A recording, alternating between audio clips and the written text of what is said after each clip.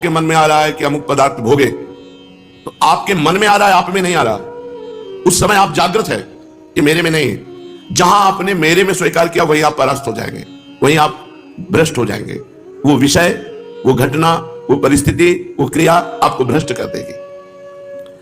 ज्ञानावस्थित चेतसा, जिसकी बुद्धि में हर समय ज्ञान बना रहता है, मांग मेरे में नहीं, मांग अंतःकरण में है, मन में है। तो उचित मांग हो तो उसको पूर्ण कर दो, अनुचित हो तो बिल्कुल नहीं। तभी साधक हो। उचित अनुचित सब मांगे पूर्ण कर रहे हो तो संसारी हो।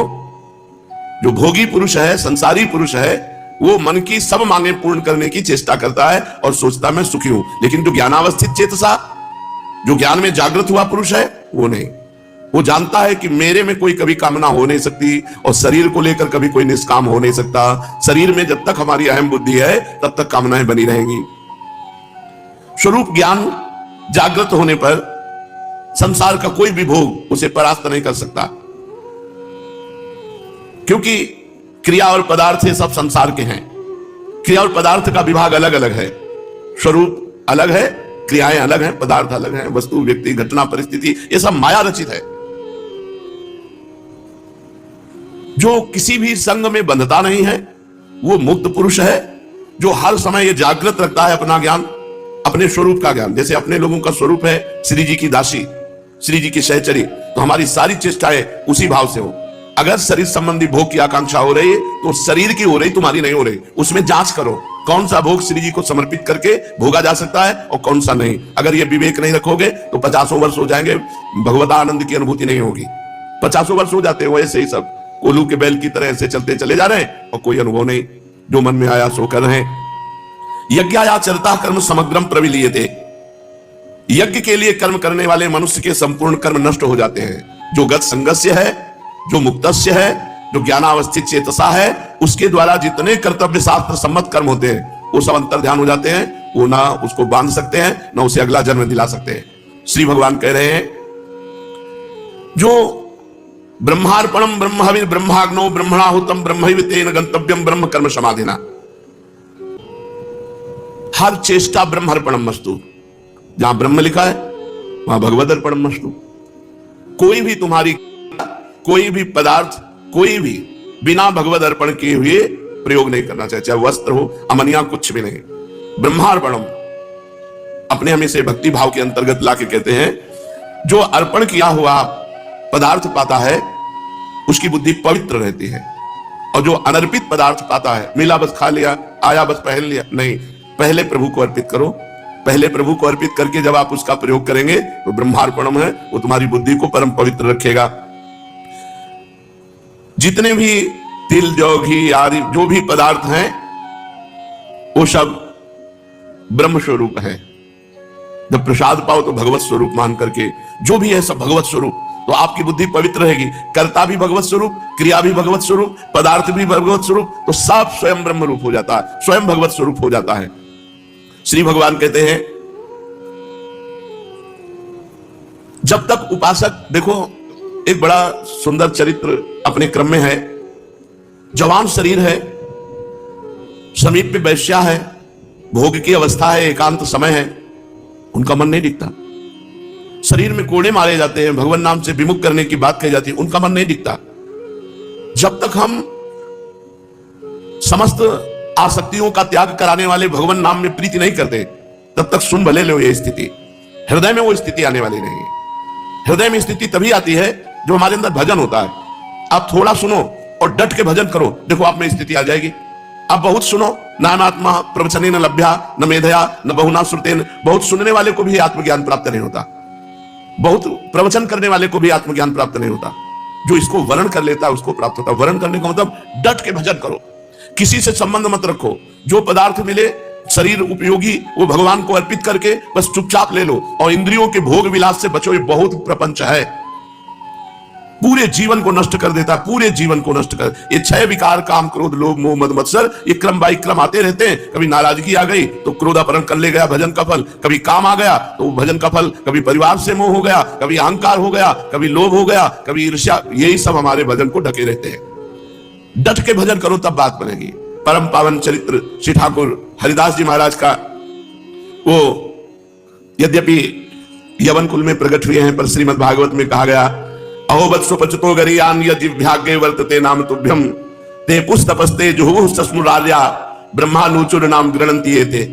आहा, माता देवहूति जी भगवान कपिल देव जी से कहते अहो वत्सो पचतो गरीयान, वो स्वपच, वो चांडाल भी गरीयान माने श्रेष्ठ है जिसकी जिह्वा पर आपका नाम विराजमान है। ते पुस्तपस्ते, उसने सारी तपस्या कर ली, शास्त्र स्वाध्याय कर लिया, सब तीर्थ यातन कर लिया, सब कुछ कर लिया, विधिवत हवन पूजन साधन सब हो गया, जिसकी जिह्वा के अग्रभाग पर आपका नाम विराजमान है, वो चांडाल भी सर्वश्रेष्ठ परम पूजनीय वंदनीय है। जिनकी तनिक सी कृपा की कोर के ही कारण ये नाम रूपात्मक संपूर्ण संसार स्थित है, जिनके भ्रूभंग मात्र से त्रिगुणात्मिका प्रकृति अपना सभी कार्य करती है और बंद कर देती है। भ्रकुटी विलास सृष्टि लय हुई, उन अखिल कोटि ब्रह्मांड नायक भगवान के नाम का महात्म का वर्णन बेचारी अपूर्ण भाषा कर ही क्या सकती है। हरिनाम स्मरण से क्या नहीं हो सकता। देखो, भगवान का भजन करना है, पर गत संगस्य, किसी का संग मत करो, मुक्तस्य, हर व्यक्ति वस्तु पदार्थ घटना परिस्थिति से बिल्कुल अलग रहो, ज्ञानावस्थित चेतसा, हर समय चेतना जागृत करते रहो। मैं भगवत स्वरूप हूं, मैं श्री जी की सहचरी हूं, मैं दास हूं, मैं सखा हूं। जो भगवान ने आपको गुरुदेव के द्वारा भाव दिलाया है उसी भाव से जागृत रहो। हर समय जो भी आप प्रयोग करो ब्रह्मार्पणम भगवद अर्पण करके, तब नाम का रंग, नाम भी जप रहे हो, मनमानी आचरण भी कर रहे हो, इसीलिए उसका रंग नहीं चढ़ रहा। भगवान नाम जप से कौन सा कार्य सिद्ध नहीं हो सकता। जिसकी जिह्वा को सुमधुर श्री हरि के नाम रूपी रस का चस्का लग गया है, उसके लिए फिर संसार में कोई प्राप्य वस्तु ही क्या है।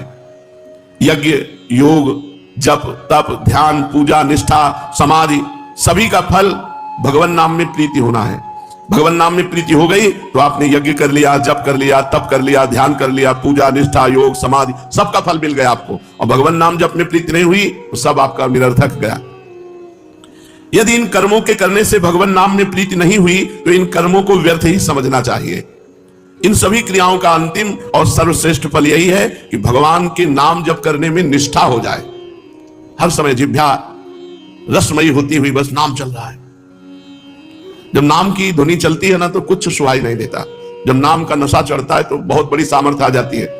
बस नाम कैसे बन करके जपना, यह बात ध्यान रखना है। हर परिस्थिति में राजी रहना है, कोई आसक्ति नहीं, कोई चाह नहीं। जो चाहो भगवान के चरणों में अर्पित कर दो। असंग रहो, किसी का संग मत करो, तभी नाम का रंग आएगा। किसी का संग करोगे तो उसका प्रभाव आपके नाम जपने की रुचि पर पड़ जाएगा और नाम छूटने लगेगा, नाम में आपका भाव नहीं बनेगा। समस्त सर्वश्रेष्ठ फल है साधनों का नाम में प्रीति हो जाना। भगवान नाम ही साध्य है और सभी कर्म साधन मात्र हैं। नाम जप में देश काल पात्र जाति वर्ण इसका नहीं, किस जाति का, किस वर्ण का, किस समय किस कोई पात्र है कि नहीं, ये सबका अधिकार है भगवान नाम जप करने में। पवित्र अपवित्र इनका भी व्यवहार नहीं है। पवित्र पवित्रो वा सर्वावस्थांगतोपि वा या स्मरेत पुंडरीकाक्षम सवायाभ्यंतरा शुचि। वो भीतर और बाहर से पवित्र है। जो भगवान नाम जप कर रहा है उसमें पवित्रता का भी विधान नहीं। तुम जैसी हालत में हो, जहां हो, जैसे हो, जिस किसी भी वर्ण के हो, जैसी भी स्थिति में हो, हर समय हर काल में श्री हरि के सुमधुर नामों का संकीर्तन नाम जप कर सकते हो। तुम चाहे जितने बड़े पापी हो, कितना भी बड़ा अपराध बन गया हो, नाम जप से पापी मनुष्य भी परम पावन बन जाता है। अत्यंत नीच से नीच भी सर्व पूज्य बन जाता है। सर्व पूज्य हो बच्चों पुछतो गरीयान, गरीयान माने सर्वश्रेष्ठ, स्वपच माने चांडाल, नीच चांडाल भी जिसकी जिह्वा के अग्रभाग पे भगवान का नाम है वो सर्व पूज्य हो जाता है। छोटे से छोटा जगत पूज्य बन जाता है। छोटे से छोटा जगत पूज्य बन जाता है। बुरे से बुरा महान महात्मा बन जाता है। कबीरदास जी कहते नाम जपत कुष्ठी भलो, चुई चुई गिरे जो चाम, कंचन देह किस काम की, जी मुख नाहि राम। भले रोगी शरीर है, भले निकृष्ट है, कोई छू नहीं रहा, बड़ा गंदा शरीर है, पर मुख में भगवान का नाम है तो जगत पावन करने वाला है। और कंचन के समान देह है और भजन नहीं हो रहा है, वो किस काम का शरीर, नष्ट हो जाएगा, किसी काम का नहीं। वास्तव में मनुष्य अगर स्वरूप की तरफ देखे तो हर समय असंग ही रहता है। असंगोहम पुरुषा, मैं असंग हूं। जो मैं तत्व है वो असंग है। इसके अलावा जो हमारा बंधन हुआ वो यही मैं का आरोप कर लेने से हुआ। ये बात जब तक शुद्ध अंतःकरण नहीं तब तक हमारी ये बात समझ में नहीं आएगी जो श्री भगवान गीता जी में कह रहे हैं।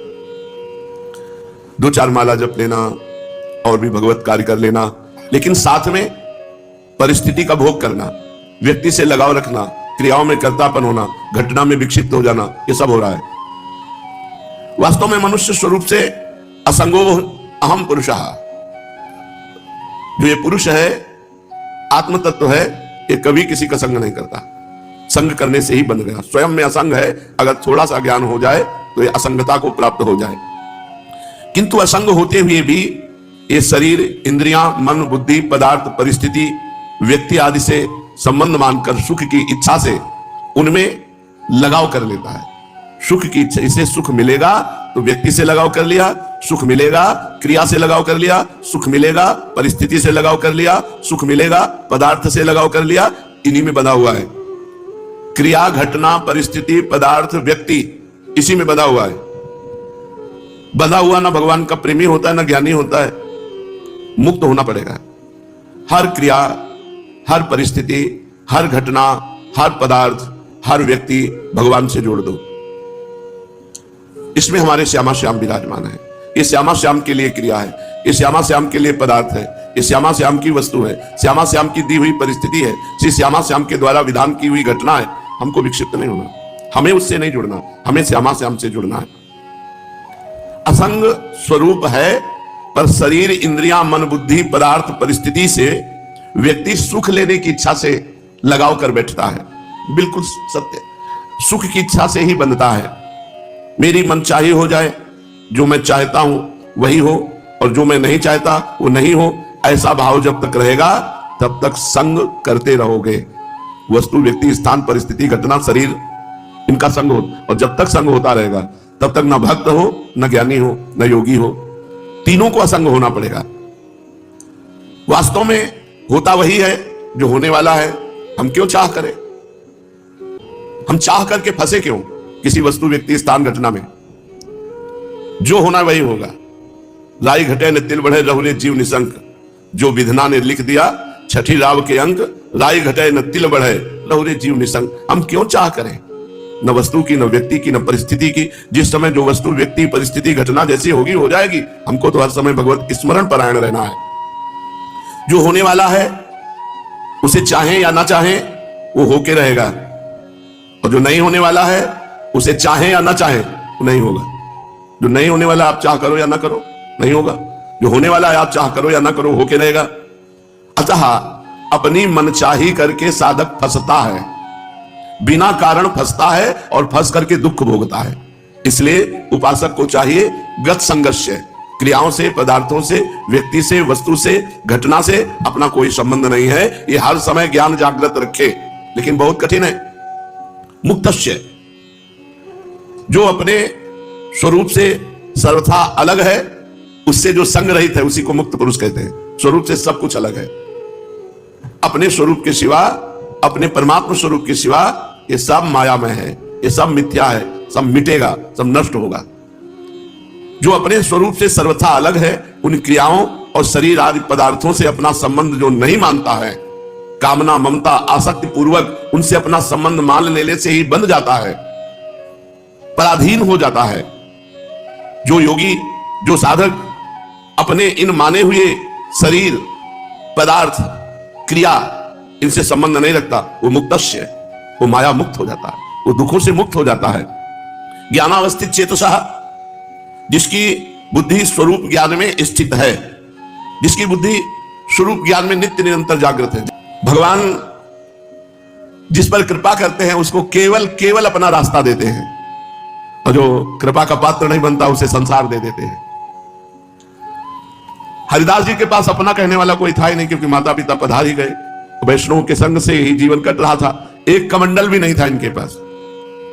बस ये गांव में भिक्षा मांग लेते, भिक्षा में जो कुछ मिल जाता 24 घंटे में एक बार उसे पा लेते, और हर समय नाम जप करते थे। काफी समय अद्वैताचार्य जी के पास रहे।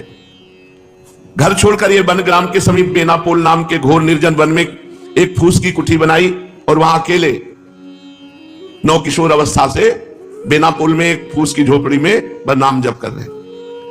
अब नाम जप से चेहरे में तेज आता है।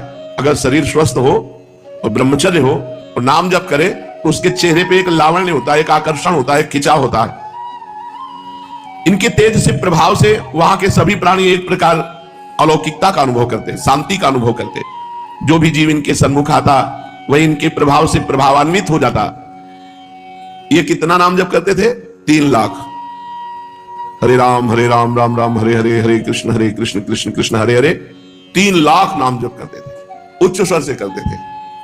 भगवान नाम का उच्च स्वर से 3 लाख नाम जाप करते बेनापोल में, फूस की झोपड़ी बनाकर जंगल में।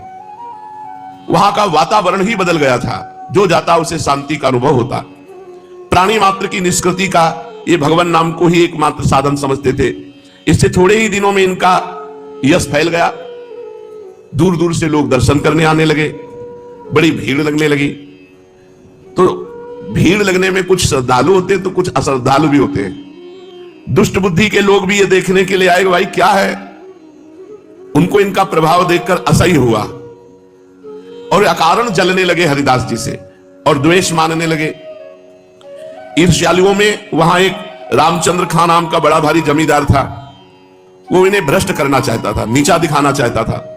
इनके बड़े हुए यश को धूल में मिलाने की बात सोचने लगा। साधकों को पतित करने के लिए भगवान की माया परोसती है कंचन कामिनी कीर्ति। ये लो भोगो इनको, भगवान का भजन छोड़ो और इनको भोगो। कीर्ति से भी भारी है कामिनी। कामिनी का प्रलोभन सर्वश्रेष्ठ 3 में समझा जाता है। कंचन कामिनी कीर्ति में कामिनी का सबसे ज्यादा समझा जाता है। रामचंद्र खां ने सोचा इसी प्रलोभन के द्वारा हरिदास जी को भ्रष्ट कर दिया जाए, किंतु उनको क्या पता सीम की चाप सके को तासु बड़ रखवार रमापति जासु।